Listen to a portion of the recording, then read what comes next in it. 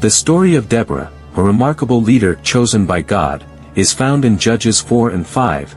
It takes place during a dark and difficult time in Israel's history, a time of recurring confusion and spiritual rebellion for the Israelites.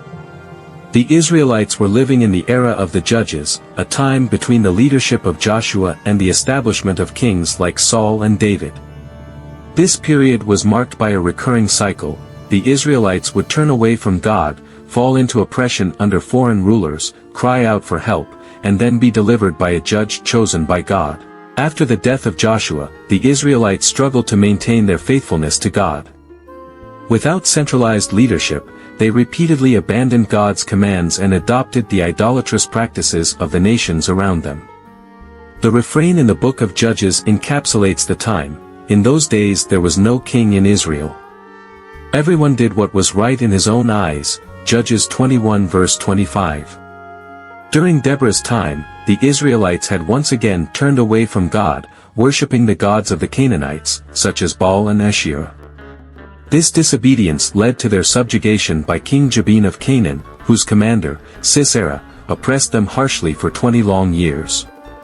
Jabin's rule was characterized by cruelty, and Sisera's 900 iron chariots symbolized an overwhelming military force.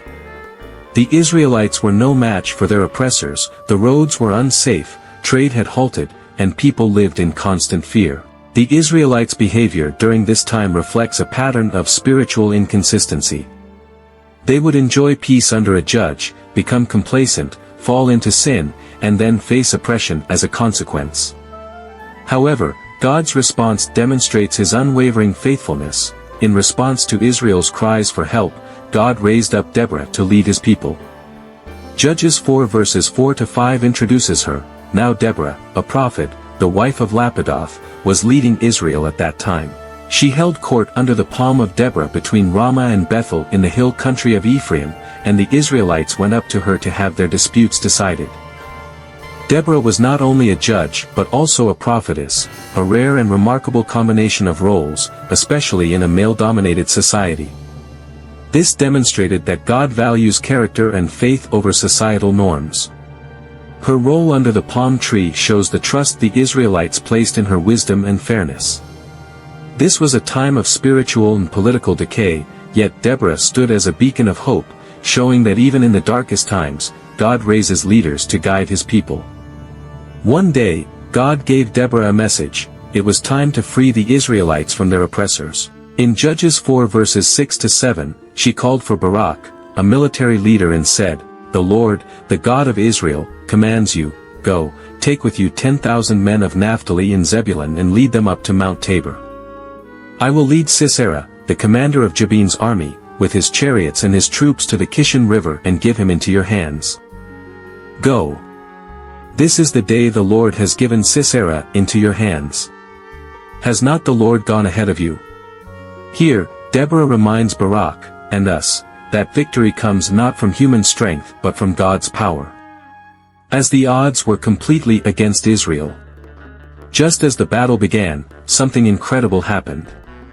God caused a sudden torrential rainstorm. This is described in Deborah's song in Judges 5 verses 4 to 5. The heavens poured, the clouds poured down water. The mountains quaked before the Lord, the one of Sinai. The rain turned the battlefield into a muddy trap. Sisera's iron chariots, once his greatest weapon, became useless. The Israelites overwhelmed the Canaanite army, and Sisera fled on foot, Judges 4 verse 15.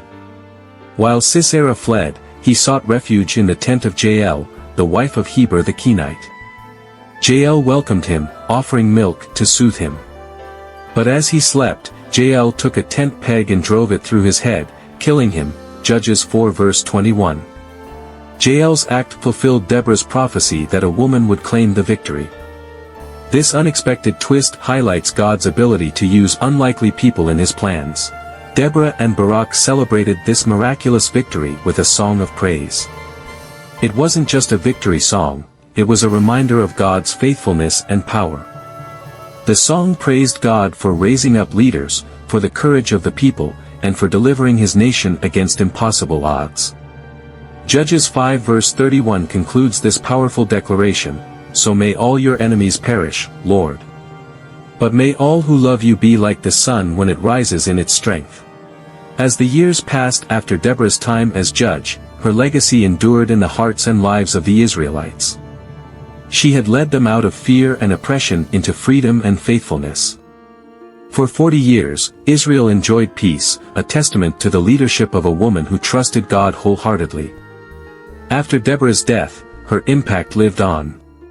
Stories of her courage and wisdom were passed down through generations, told around campfires and in family gatherings. She became a symbol of what faith in God could achieve, a reminder that obedience, courage, and a reliance on God's strength could overcome the greatest challenges. Deborah's story teaches us to trust God, no matter the challenges we face. In a world that often questions who we are and what we're capable of, Deborah reminds us that God's call is based on faithfulness, not external qualifications.